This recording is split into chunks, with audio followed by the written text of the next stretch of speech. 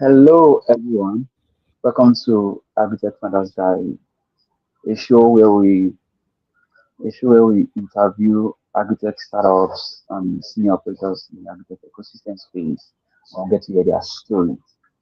Today is not different at all. We are having an amazing guest joining us in the studio, all the way from Ghana, and I'm so excited about our guest speaker today because it's someone that followed that journey for a long time and I've seen the amazing work he has been doing in Ghana with his company called Complete Farmer. Um, Having him in the studio joining me today, I'm so excited. So once again, I want to say thank you very much, Mr. Desmond, for joining us today in the studio. Thank you very much for having me. I'm happy to be here and happy to share my story of what's being built across the continent. And kudos to you and your team for the good work you are doing in putting agritech in Africa on the map. Um, Thank you very much, Ken. Thank you very much for that. So before we proceed, this podcast is being sponsored by a very highly and vetted committee of investors group and we want to say shout out to them for sponsoring today's episode as well. Moving forward, Mr. Desmond, my first question for you is I want to take us through where it all started from, the entire journey, the entire journey that led to you launching Complete Farmer. Where did it all start from? So the journey for complete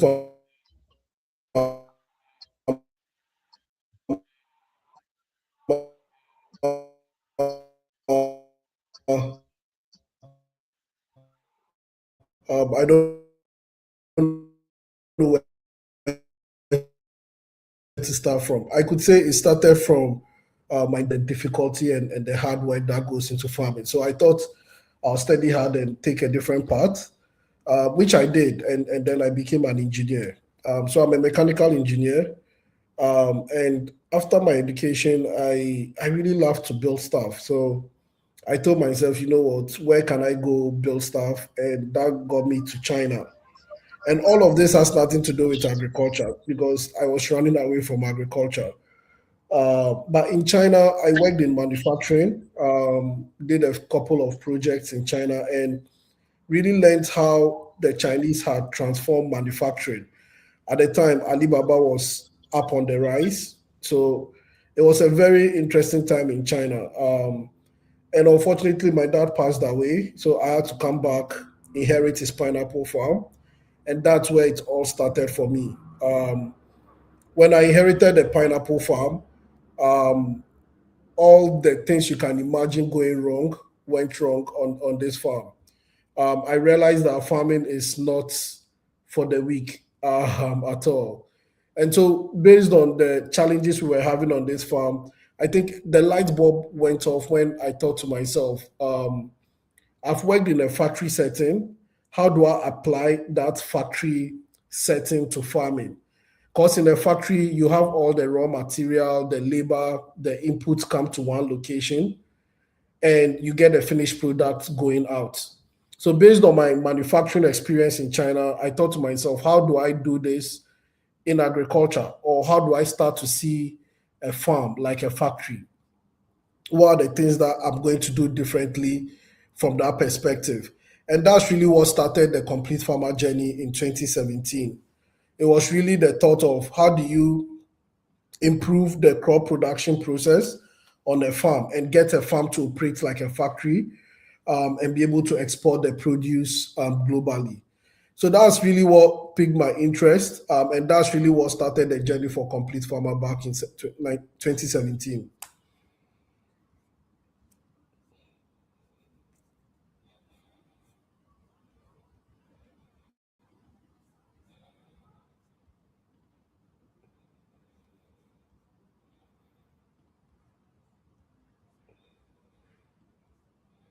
Hello,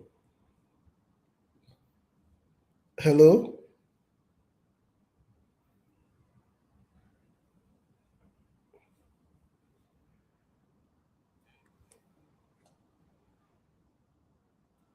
Hello, can you hear me?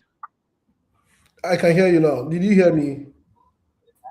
So I was asking you, I said, what's been your biggest challenges since you started since 2020, 2017, you started 2017, and I've followed your work since that time. So what's been your biggest challenges since that time to now, and how did you overcome that challenges? There's been a lot of challenges to on this journey to get here. But I think the significant ones have been building building an agriculture operational system, because of the idea of operating a farm like a factory. In a factory, there are so many tools. There's a lot of automation. There's a lot of workflows that have been automated in manufacturing to bring about efficiency. So the initial challenge we had was trying to figure out what are these workflow in the case of agriculture, and how do we start to automate those, and bring about some efficiency in the supply chain. And on top of that, you then needed capital to do that. You needed the right talent to be able to do that, as well. And those have also been particularly challenging, given where we are. Then on top of all of this, we have to also start to figure out what would a product out of this look like. Um, for many farmers in Africa, we all know they are not using the fancy phones. Most of them use these feature phones. And so you are limited by the interface to how much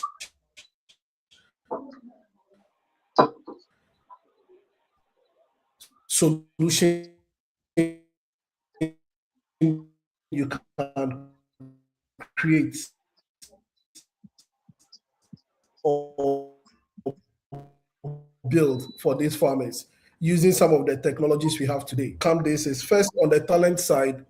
From the get-go, we really knew we had to develop our own talents. So we really recruited a lot of people that were what I call super journalists. So the super generalists are very good in a lot of different things, but they are better than 80% of the average population. And that was the mindset to recruiting the initial team. And so you had people who could learn and bring new perspectives.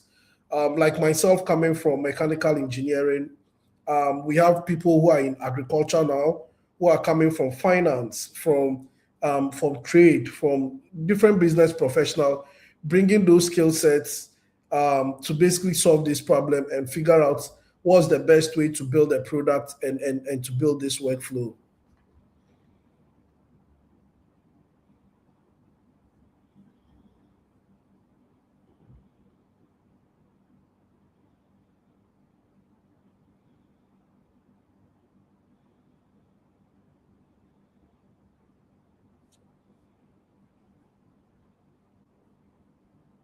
Hello,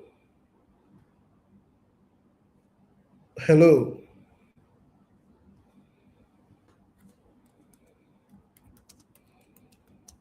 hello. Yes, thank you very much for that. Um, you've you've you've you've you've come a bit, you've been in the game for some quite a long time now. One idea that really stands out in your complete performance evolution is that you think more about market demand than production, unlike what other people do. Why do you think so much of market first before production compared compared to what other people do? So I think it's something that we got from manufacturing. And Mhm. probably like any other type of production, has been I would say has sort of been neglected. Any farmer that wants to produce today just goes to produce and hopes that at the end of the harvest or his harvest, he or she would get a buyer. But in manufacturing or in other sorts of production, you spend a lot of time doing user research. You want to understand what the user needs. You want to design a solution for the user, and be able to know exactly what solution to present that user. So before the iPhone was built, or any other hardware products has been built, there's a lot of user feedback in the process. It's only when it comes to farming that you realize that people just go and they start farming. And then at the end of the day, they just hope there's a buyer. Meanwhile, we realize that a lot of these buyers are buyers who have specifications. They know what they want, they know how they want it. So without knowing that from the beginning, you are basically guessing and you are basically gambling with your money when you go into farming. So knowing what the buyer needs, what the specification he needs, what level of quality he or she wants would inform even what land is best to grow the crop, what sort of inputs to apply, and what sort of crop management to do to make sure that you get exactly what the buyer wants for you to get a market. And that's what we've been doing at Complete Farmer. Hmm, amazing. But my other question for you, which is, I mean, that's fine, fantastic, but this is a lead-up question to the other question. For other agritech startups or farmers who are listening to us today, can you share with us, take us through your journey on how you're able to secure the market first before getting buyers? People's belief that I think the problem with Africa is that it's easy to secure products than the market. So you did the other way around. How were you able to secure the market first before securing um, uh, the products? So I think for us, we have a sales team that does a lot of research.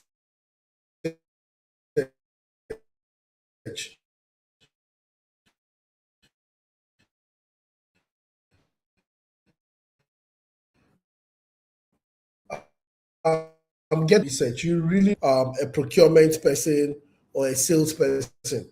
But if you are not farming or you are not providing them exactly what they need, it becomes very difficult to get buyers. So I think initially it's really doing the research, making sure you know exactly what each company needs. And I don't mean know what they need in terms of their produce or what they want to buy, but rather in terms of the specifications. What are the exact specifications? Do they have quality specifications? Do you know about them? What are their pricing terms? Do you know about their pricing terms? You need to get as much information on them as much as possible. Once you get that, you then can initiate contact. But you don't initiate contact without building capacity. So in every day, people are eating. So there's always market for food. But the reason a lot of farmers are not able to find market or have difficulty in doing that is sometimes also these buyers that are buying the food are buying in bulk. They want to get maybe 1,000 metric ton. Now maybe one farmer alone can't get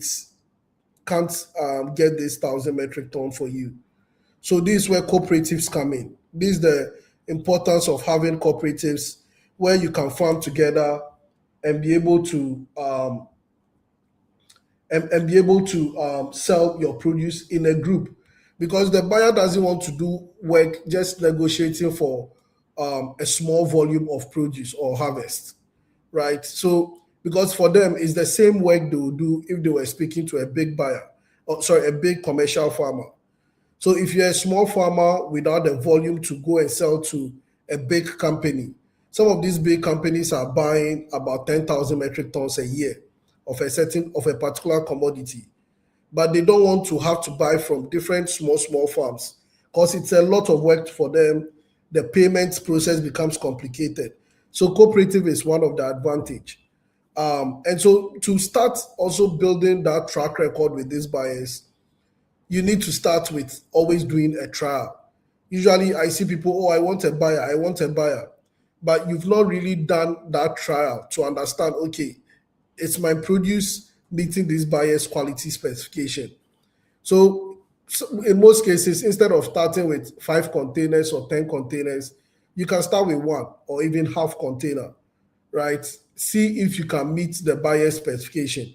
Because at the time of securing the contract, you yourself, you don't know what is going to come from your farms, Um, so those are some of the things that help you source for buyers both globally and locally. At Complete Farmer, we do a lot of exports. We sell to a lot of export buyers, but this is because we've been able to build the channels, build the systems to make sure that we are delivering the quality that these buyers need and delivering it on time as well.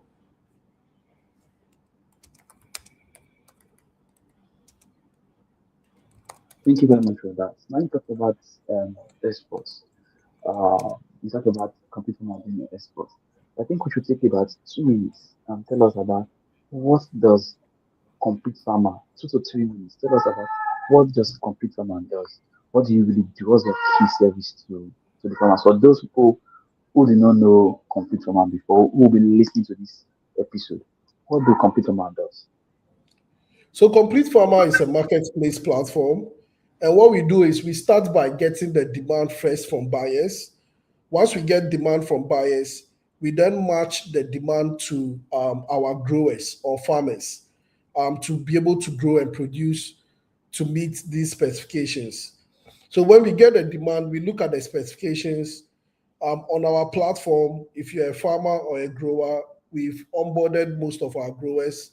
Currently in Ghana and in Togo, we map your land and we then use satellites to be able to tell what your land is good for.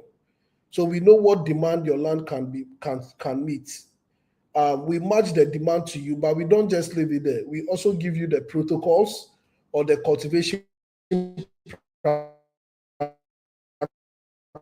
practices.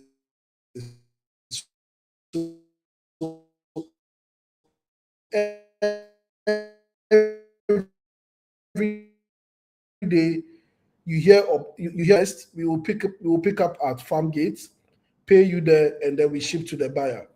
So that's what we do at Complete Farmer. We are a marketplace platform. We basically help these big companies source for agricultural commodities and crops directly from farmers. So when you work with us, you are not going to go through middlemen. You are basically able to connect directly to export markets and other premium markets.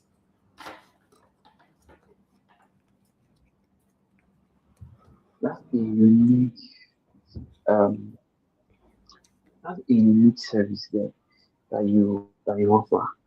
And I think at this junction, Africa needs you. So you're more like so complete farmer is more like the more like a platform that connects buyers and growers and eliminating the middleman. So let's eliminate the middleman and connect you straight to the growers. I mean that's fantastic. So but how did you recently launched the CFI, the CF buyers and CF growers? And that seems formalize that philosophy. That seems formalize that philosophy that connecting buyers and growers together becomes a bit easy. My question to you that how are you able to build that trust between farmers and the buyers and growers? How are you able to build that trust? So our platform allows for full traceability. So once we match a buyer to you, every action the farmer takes, the buyer has full visibility on what's going on. So even before the goods are harvested, the buyer is seeing exactly what chemicals are being applied, what seeds you were using, when you were able to plow your land, when you were able to apply your fertilizer. All that data is something that the buyer sees. And even if you have bad weather, and because of that, your harvest is going to delay, the buyer is also seeing this in real time. So this traceability and transparency is what builds trust because these buyers always want two things: quality and consistency. Because they also have to plan. Imagine you're a big FMCG, you are producing baby food, you need soybeans, you need to get it at a certain time so that your product can also move into the market at a certain time. If your supply delays, it delays your market and it delays your forecast as well. So these FMCGs require that consistency. And by being able to be transparent all the way till it gets to them, the crops or the produce gets to them. That's what helps us build trust. So even after harvest, what happens at our fulfillment centers, how the produce are graded, all the way to the ports until it gets to the buyer is able to track everything. And that's what we've built on the Complete Farmer platform for our buyers. Is that traceability so that they can trust exactly what they are getting, they know where they are getting it from, and how it has been grown. That's really amazing. What a unique platform is that? Uh, I love what you really do. But as a founder, there are times you get to. Did you ever doubt your journey? Did you doubt your journey? You know, and if yes, what was the experience like for you? And how did what makes you believe in pushing and not quitting, especially building from Ghana? Um, so for me, it's a bit personal. I want to see the the story of farming in Africa different. I think we've all heard about, oh, Africa can feed the world. Africa has more smallholder farmers. We've heard most of these stories, but I think for me the motivation is to use Complete Farmer as a vehicle to realize this potential Africa has. And then on a personal side, because my dad was a farmer, it's it's something that brings a lot of joy working with other farmers and trying to change that narrative as well with those farmers. The growers that keeps us going and the relationship we built with our growers. Because you can't really let them down in this business. Because when farmers depend on you, you need to deliver. And so, really, that's really the motivation. We really want to see Complete Farmer becoming the Amazon of African agriculture and really using Africa to feed the world and realizing that potential. So that's really what we are building our infrastructure for.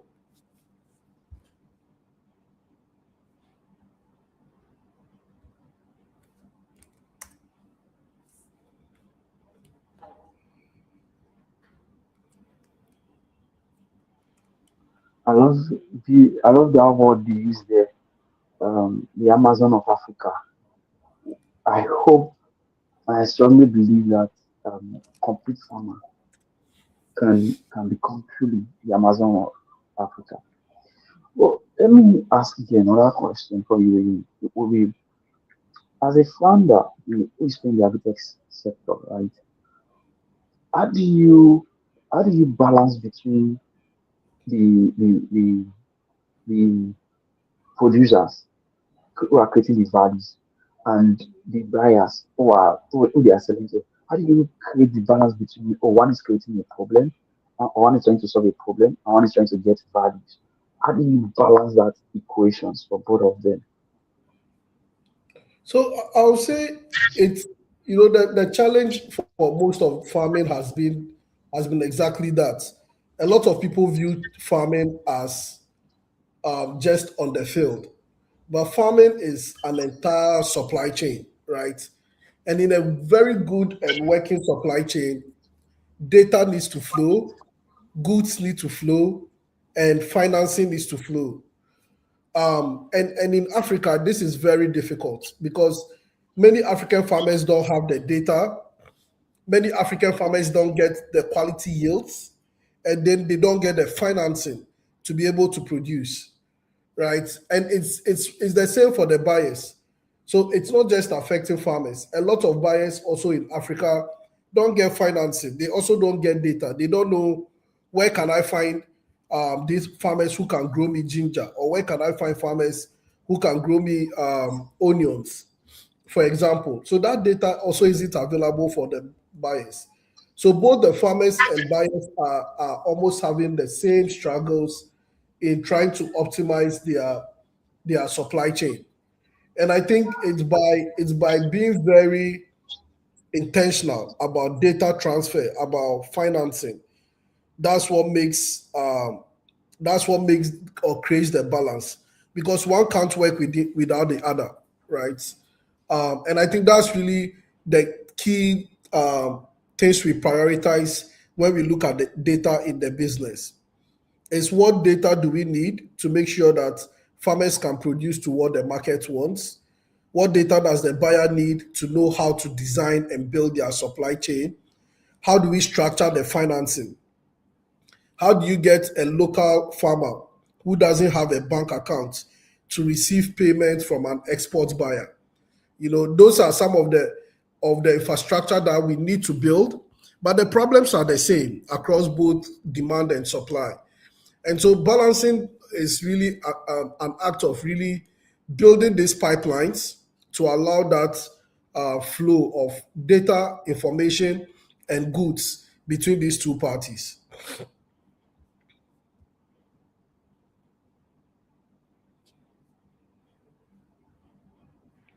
That's amazing. I completely agree with what you shared there. But I would love to also know, I know I've followed your work and I've seen that you've raised funds for complete farming in the past. How did that make you feel like? And what was what did you do? What did you have to put in place that make you investment ready? Um, I think it depends on different stages of the business that we've raised money at. I think for most of our investors, it's about the impact, it's about the belief in what we are building, the infrastructure we are building being very critical.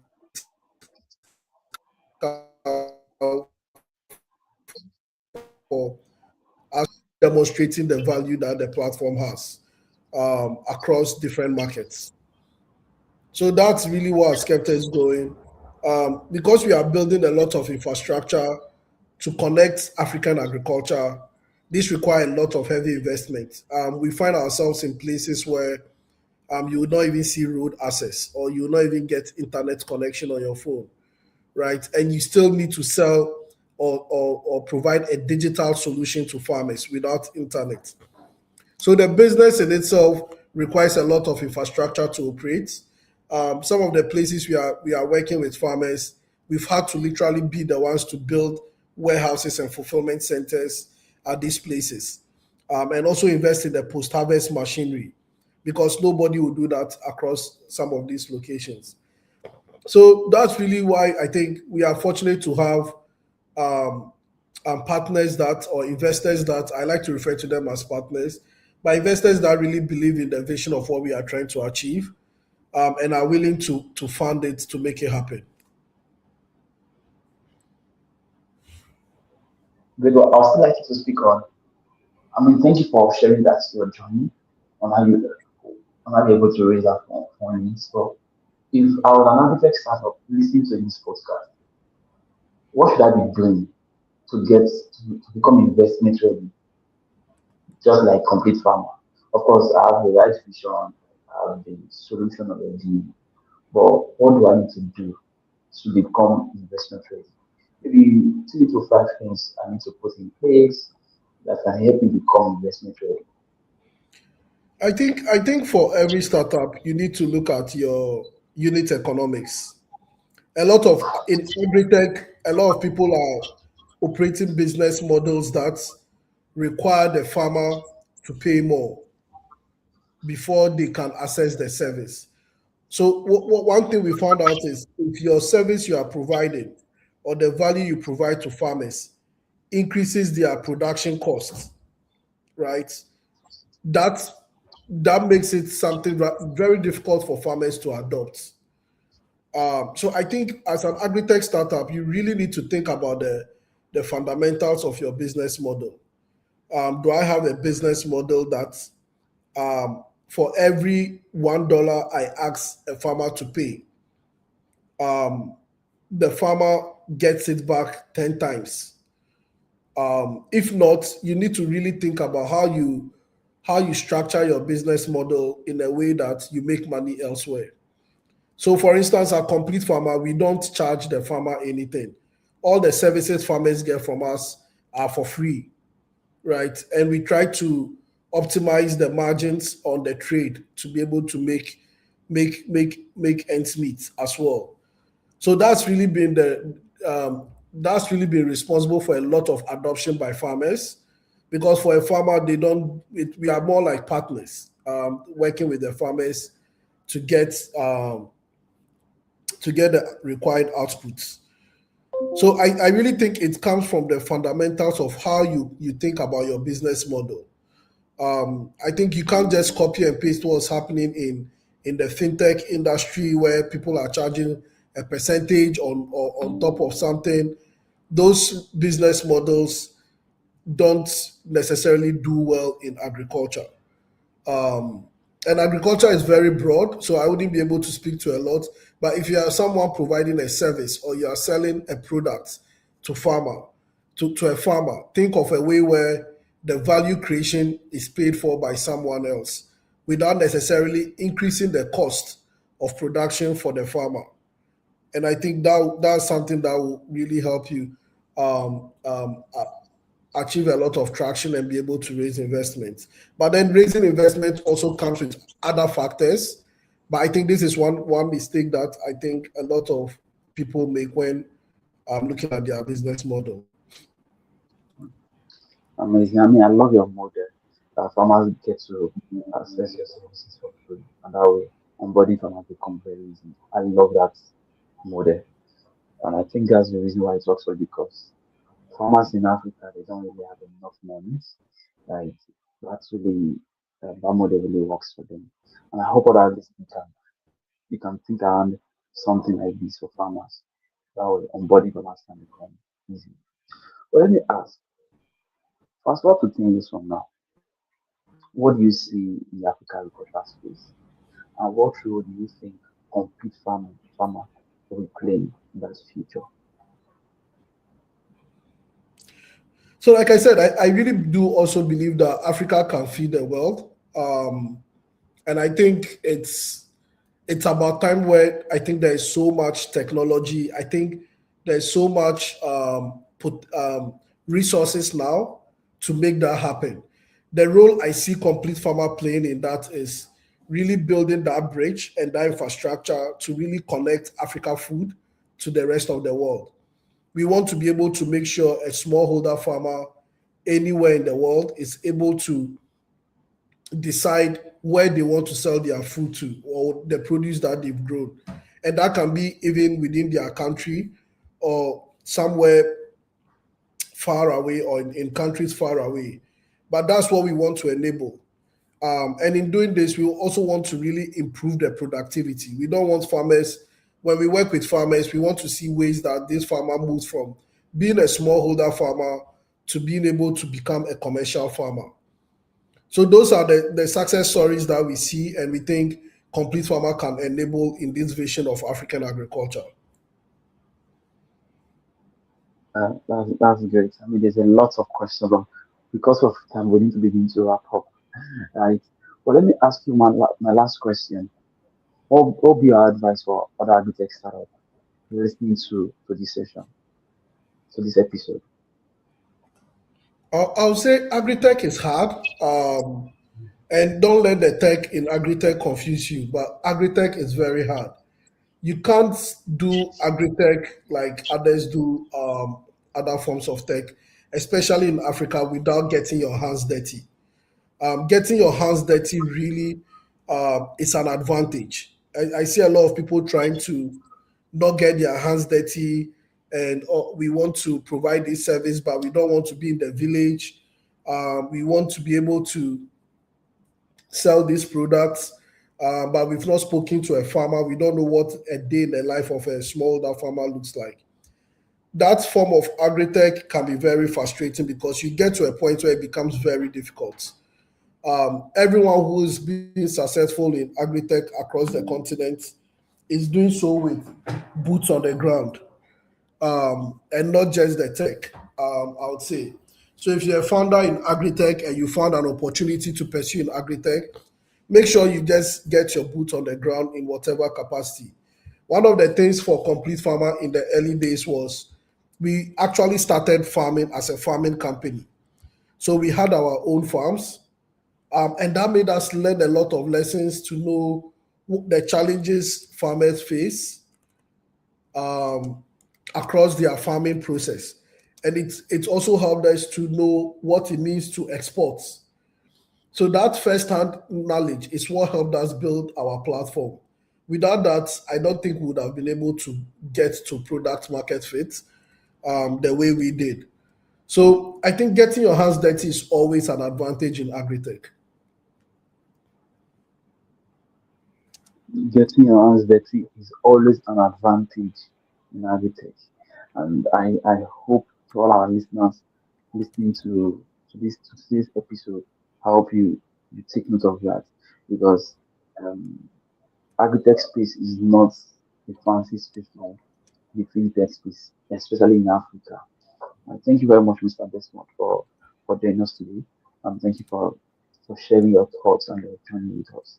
Um, Let me use the opportunity to say it on our podcast. We host this event called Agritech Connect, where we bring in Agritech founders and investors across the globe. We've had the first edition in Kenya. It was a success last year. We're working on another edition this year. But this year, we're trying to work around Kenya, Nairobi, and Nigeria. Sorry, Nairobi, Ghana, and Nigeria. And our team in Ghana just reached out to me, I think a week ago, that they've been able to secure venue. So I'm using this opportunity to invite tell Mr. Desmond that when we come into Ghana, I would love to have you as one of our speakers for the event. I mean, we would love to have you on a physical room where you get to share your ideas with Agritech startups and Agritech investors in and around Ghana. I hope you will accept our invitation. Of course, we'll definitely send you a proper invitation, but I just wanted to make sure that because of your words of knowledge, we would love to have someone like in at our event, at our physical event, to speak with our audience. No, thank you very much, Ken. I would love to be there. So I look forward to attending the event. I think it's about time we have conversations or real conversations about agriculture in Africa. And yes, I look forward to the event. So thank you very much for the invitation. Yeah, looking forward to meeting in person and exchanging a few ideas as well. Thank you very much, and thank you for honoring our invitation for coming on our podcast. To our listeners, we want to also say thank you very much for always coming again to listen to our episodes. It's because of you we doing this. It's because of you, because of the love and your support for us. It's the reason why we go out there to get more people, to get more um, guests to join us and share their thoughts. Thank you for over the years, for your support over the years. Please, if you want to be a guest on the show, there's a link you can click to play guest in things, as well as much as possible. If you can share this episode as well to as many of your colleagues, your friends, your your connect, your community, your cultural community belongs to, do as well to share this episode with them. And if you've not subscribed, that's going to have noticed that most of you just watch our podcast, you download our podcast, but you don't really subscribe on Spotify.